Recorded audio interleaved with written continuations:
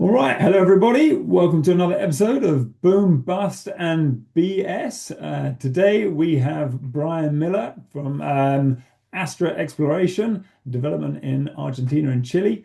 Um, Welcome. Thank you, Ryan, Christian. great to have you on, buddy. It's been a minute.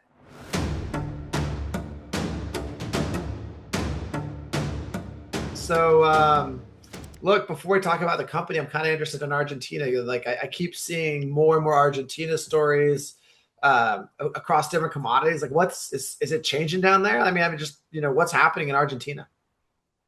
Yeah, there's been a lot changing. Argentina, as people well know, it's been a political pendulum for well over a generation. And I think the most encouraging thing right now we've seen is that it's this change under Milei's administration currently has been the most positive and drastic change we've seen in several decades. So that's got everybody enthused. And I think that actions speak louder than words.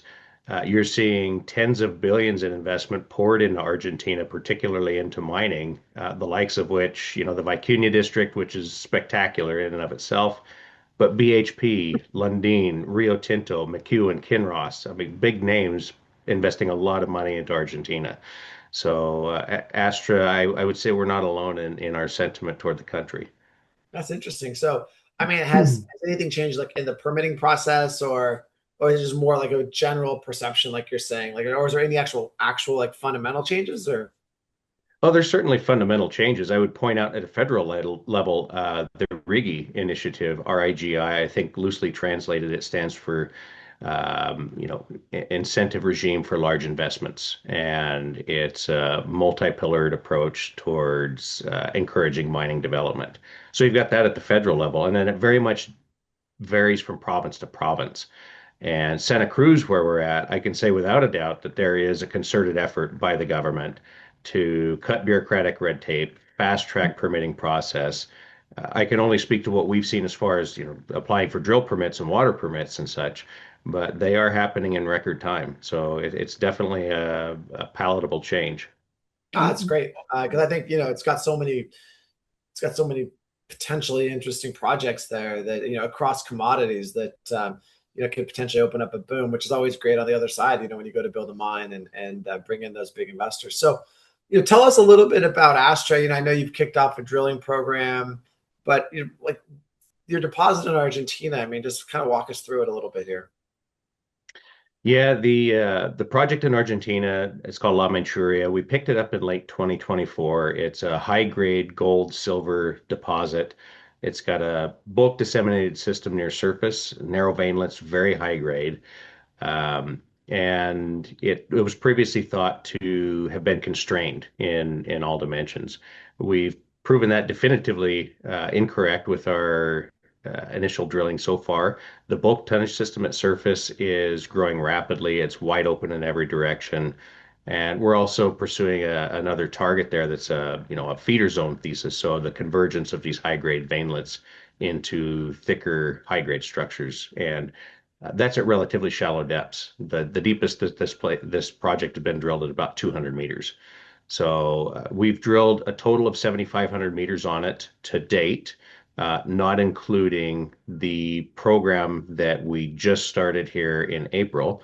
But this program that's ongoing right now will be a minimum of 5,000 meters. We'll increase that to 6 or 7,000 meters if the weather holds over the next, 6 weeks.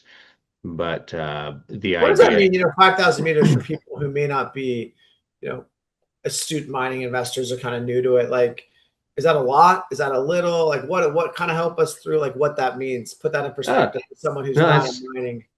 that's a great question for context. It's really important. 5,000 meters it's not a large program.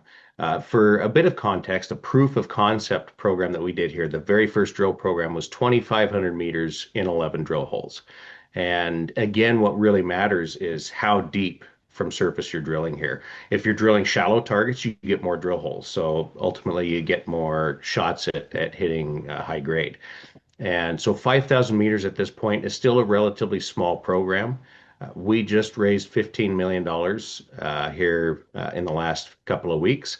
And depending on the results of this program that's going on right now, we're now funded to do, say, 20 to 30,000 meters of drilling over the next 12 to 18 months.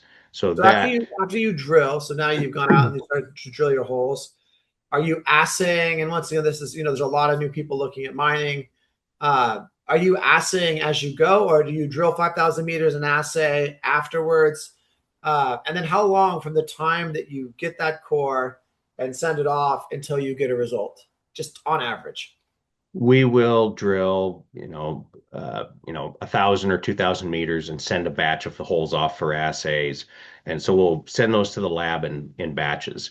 And then we'll receive those back. We're expecting to receive initial results by July sometime. And then we'll be putting out batches as they come in. So we should have assays, July through August, maybe September. And for a publicly traded company, how does it work? So you're going to do a 5,000 meter program, and let's say every 1,000, 2,000 meters, you're getting back results. Do you need to publish those, or do you publish them? Kind of, you get them and you process them, and then you put out a press release, or do you aggregate them, or is it just up to the company to decide? It's really up to the company to decide. And the guidance that we typically do, we release these in batches. We'll get a batch back. We'll do our analysis. We'll do our internal QA QC, which is quality assurance, quality control protocol, to make sure all the assays are correct, the analysis correct, and then we do our analysis and release that. So it can take a bit of time from the point which we receive assays to the point which we release those.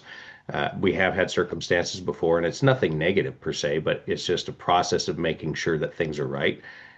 So there can be a bit of delay, but generally speaking, it goes smoothly. That's interesting.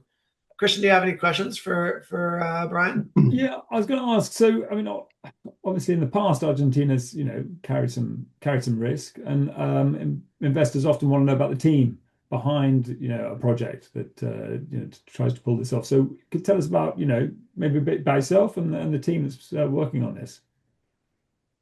Yeah, great question. At the end of the day, the people are the most important part of the equation. If I can take credit for anything, it was that I was able to surround myself with a team who are orders of magnitude smarter than I am in their respective disciplines. I had actually never worked in South America when I started Astra, so it was critically important to have that kind of experience, expertise, and demonstrated ability as part of the team. So just to start out with, in Argentina, local presence in Buenos Aires, Diego Guido, our head of exploration, lifetime Argentinian. He's made significant discoveries in this region called the Deseado Massif that we're working. He's a globally recognized epithermal expert, and he's particularly sought out for his expertise in this region. So he's been a geologist and explorer in this area for over 20 years, widely published geologist. So very solid presence, and that's just on the technical expertise front. Our VP and country manager, who manages everything South America on the business front, is Roberto Alarcon. He's based in Santiago. He's a lawyer. He was in-house legal counsel for Yamana for a number of years, producer who was highly focused in Argentina and Chile. And so this is a guy who knows how to get stuff done in South America. He's very well connected. He knows how to operate. He knows how to navigate the system. And that local presence is huge. Interesting. How often are you down? Do you go down and when they start drilling and check it out? Not often enough. I'd like to get down there. I had plans to get down there last month, and of course we ended up raising money, so it was all hands on deck there. But hopefully, I'll get down there in the next couple months to Argentina again. Interesting. So, for people who are following the story, then potentially this summer is really the time when the drilling program, like I think it was May 6th announcement. That drilling program, sometime this summer is when they're going to start to hear about it. Is that a fair way to think about it? Yeah, our summer up here in North America, it's a bit confusing because down there they're just going in. Yeah, no, okay. I'm thinking, Yeah. and I mean, you guys have another asset. Is it even worth thinking about that, or is really the focus of the company now just in Argentina? That's a great question. It's something I've been trying to mention every time I do an interview or present. Argentina is stealing the spotlight right now, which is a wonderful problem to have. It's delivering very well. But the Chilean assets are very good projects that I think can add a substantial amount of value in the near to medium term. Chile, with the recent elections, it's kind of the rush is back on in Chile. People are looking for good, solid Chilean assets, and we've had a number of inbound inquiries. We are going to be doing some work on one of those projects. It's called Don Mario. It's actually our favorite technical target in Chile, but it's high elevation. It's in the Maricunga.